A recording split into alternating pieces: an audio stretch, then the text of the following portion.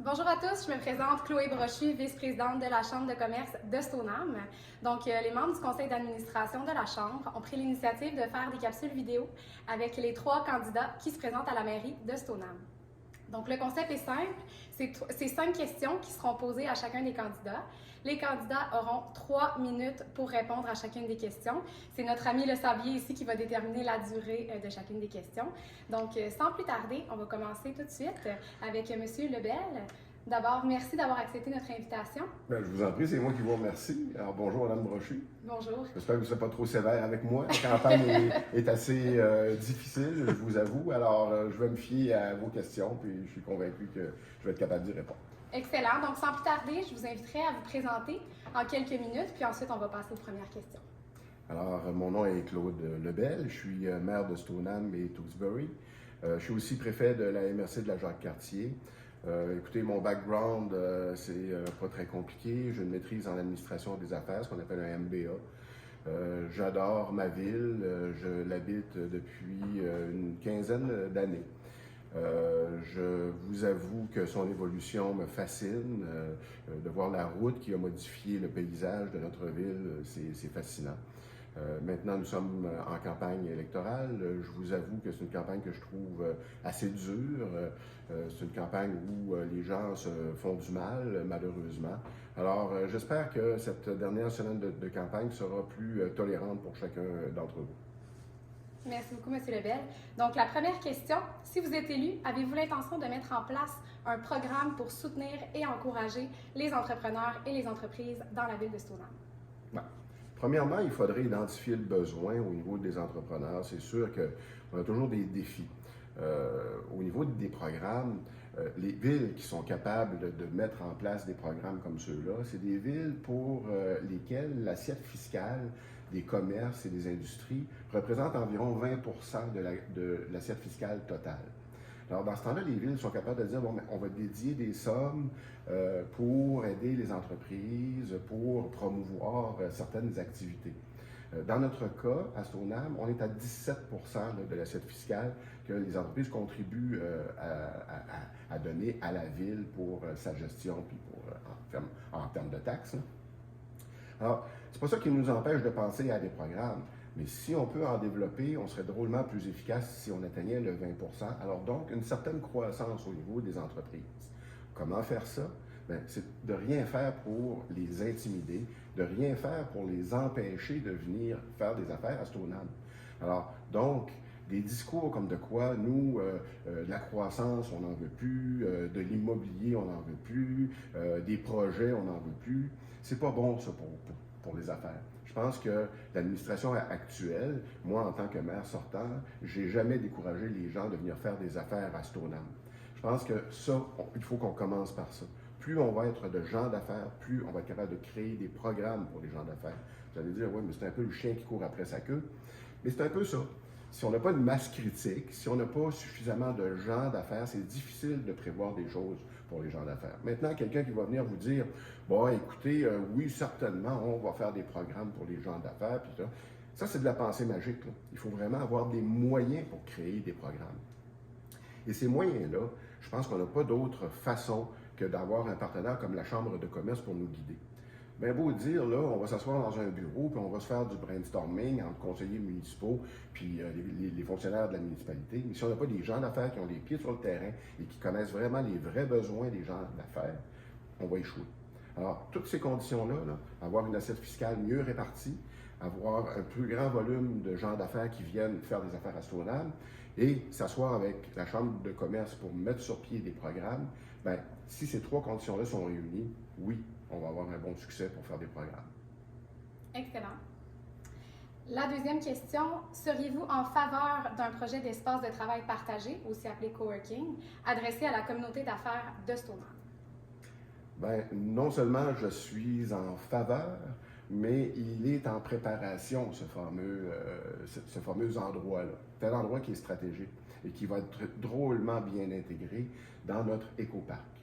On m'entend parler depuis 4 ans de l'écoparc. Ce n'est pas une lubie. C'était dans notre programme électoral il y a 4 ans. Ça l'est encore parce qu'il est en nette progression, ce projet-là. Je vous dirais qu'on est à peu de temps d'avoir une première pelletée de terre. Les choses vont drôlement bien.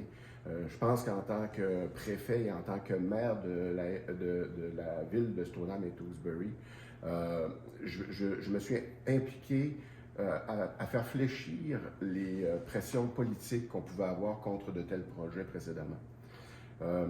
J'ai travaillé avec la communauté métropolitaine de Québec. J'ai travaillé avec les gens de la MRC. J'ai travaillé avec le gouvernement du Québec. Et ce projet-là avance drôlement bien, drôlement plus vite en tout cas que si je n'avais pas été là en toute humilité. Il paraîtrait que j'aurais un certain pouvoir politique, je commence à le croire. Alors, c'est tout ça pour vous dire que dans cet éco-parc-là, oui, il est prévu d'avoir ce qu'on appelait anciennement des incubateurs d'entreprises, mais des lieux de concertation puis des lieux de création au niveau de la business pour les start-up puis des aventures comme celle-là. Le lieu, il est prévu. Et non seulement il est prévu, mais il va être dans un endroit absolument extraordinaire, dans un endroit qui va être environnementalement protégé, dans lequel on va protéger et revaloriser des milieux humides. On va créer des sentiers qui vont joindre même le parc du Mont-Wright. Alors, croyez-moi, je pense que tous les jeunes entrepreneurs vont vouloir se retrouver dans un milieu comme celui-là qui va être hyper stimulant pour toute la communauté. Excellent. Prochaine question. Où se situent les entreprises et les entrepreneurs dans votre niveau de priorité? Vous êtes vraiment bien entraîné. Bravo. Écoutez, vous dire que vous n'êtes pas, en tant qu'entrepreneur, au sommet de notre pyramide de nos besoins pour la municipalité, ce serait vous mentir. Parce que je pense que c'est notre point faible présentement. On a un beau milieu de vie, on est capable de quand même assez bien intégrer les projets domiciliaires, on est conscient de nos responsabilités environnementales, on sait qu'on n'est pas parfait, on sait qu'on a besoin de s'améliorer, mais c'est un domaine qu'on possède quand même bien, là, le développement domiciliaire. Là où on est moins bon, comme je vous le disais tout à l'heure, c'est attirer des entreprises. Alors ça, là, je vous dirais, c'est le pain et le beurre des 4 prochaines années qui s'en viennent, là.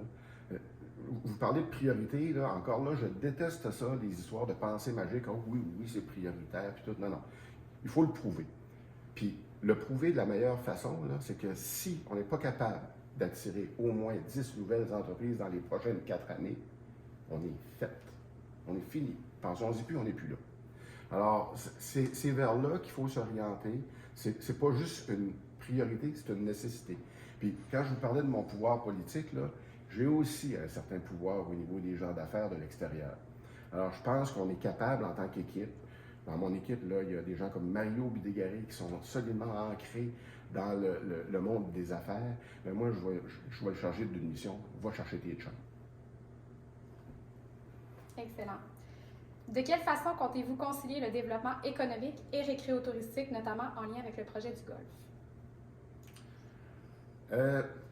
Écoutez, présentement, là, à chaque fois qu'on me parle du projet du golf, là, je me sens comme dans la peau d'un démineur, puis d'être en train d'essayer de désamorcer une bombe. Puis là, je me demande toujours, je coupe-tu le fil vert, je coupe-tu le fil rouge? C'est quoi qui va m'exploser d'en face? Je pense que je dois me débarrasser de cette attitude-là, puis aborder une attitude positive. C'est pas facile, présentement. Il y a beaucoup d'animosité, il y a beaucoup même de fanatisme autour de ce projet-là. Et je voudrais dire à la population qui nous écoute, calmons-nous. Nous sommes intelligents, nous sommes capables d'analyser, nous sommes capables de se parler. Alors attendons qu'il y ait finalement un vrai projet déposé. C'est pas la vidéo qui a circulé dernièrement qui est le vrai projet, c'est une vision, ça. C'est un coup de marketing d'un promoteur. Est-ce que c'était bien? Est-ce que c'était mauvais? Je pense pas que c'était très bien. Ma fille qui a vu la vidéo a été catastrophée. Ma fille va avoir 17 ans bientôt, là, puis elle a trouvé ça épouvantable, là, cette vidéo-là. C'est trop. Je pense que moi aussi, c'est trop. Mais fions-nous pas à ça. Je pense que le golf, on le sait, il y a des vulnérabilités. On les voit. Ils ont beaucoup de problèmes avec le clubhouse. Moi, je ne suis pas golfeur, zéro golfeur dans mon cas. Mais je ne veux pas voir disparaître cette activité-là du paysage de Stoneham. C'est une activité qui est cruciale. Mais je sais pertinemment qu'un golf de 36 trous, en lui seul, avec un clubhouse qui est à reconstruire, c'est invivable pour les administrateurs. Il faut trouver un moyen de les aider. Alors, nous en sommes là et j'aimerais que tout le monde en soit là. Merci beaucoup. Donc, on est déjà rendu à la 5e et dernière question. Donc, comment voyez-vous la collaboration de la Ville avec la Chambre de commerce de Stoneham? Comme une collaboration qui est essentielle. Vous voyez, dans mon background, je suis arrivé à la préfecture de la MRC de la Jacques-Cartier. Et pour une MRC, une société de développement économique, c'est un point central dans les activités d'une MRC.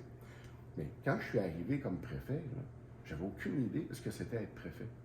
Tu apprends sur le tas. Là, c'est vrai. Tu peux dire, je vais arriver à la mairie, tu es entouré de professionnels, puis moi, je suis à la mairie à temps plein. Donc, je ne manque pas de formation. Les gens qui travaillent avec moi sont d'une patience extraordinaire. Ils prennent le temps de m'expliquer les choses, comment ça marche. Mais c'est pas la même chose quand tu arrives à la MRC. Tu arrives là et tu apprends vraiment de peur. Alors, la SDE est capitale pour la MRC, pour le développement économique régional, autant que la Chambre de commerce de Stoneham est capitale pour le développement économique de notre ville. Alors, c'est comme ça qu'on le voit. C'est impossible pour nous d'avoir les compétences autour d'une table du conseil pour dire qu'est-ce qui serait une bonne idée pour le développement de Stoneham. Nous autres, on est des éponges. On s'abreuve de votre vision. Elle est essentielle. Moi, je dis avec ma gang, là, écoutez, c'est vous autres qui écrivez le scénario. Moi, je suis le réalisateur. Pas parce que j'ai pas d'idées, mais c'est parce que les idées de 6 personnes autour d'une table sont bien plus grandes que les quelques idées que je peux avoir à l'occasion. Puis c'est invariable, c'est toujours comme ça. Alors, imaginez une chambre de commerce qui collabore avec une ville. C'est un outil incroyable et on est privilégié d'avoir une chambre de commerce pour nous aider à avoir une vision. Puis moi, je pense que je suis capable de la réaliser, cette vision-là. Bien, merci beaucoup, M. Lebel. On a respecté le temps, ça a bien été. Donc, je voulais remercier la station touristique Stoneham qui nous prête le magnifique endroit pour faire nos capsules vidéo, ainsi que Impression Couleur pour le matériel de protection. Donc, je vous invite à nous retrouver sur la page Facebook Chambre de commerce de Stoneham pour être à l'affût de nos activités à venir et pour découvrir les prochaines capsules. Donc, merci encore une fois, M. Lebel, au nom du conseil d'administration de la Chambre de commerce de Stoneham. Merci beaucoup. Bien, merci, puis n'oubliez pas d'aller voter. Exactement.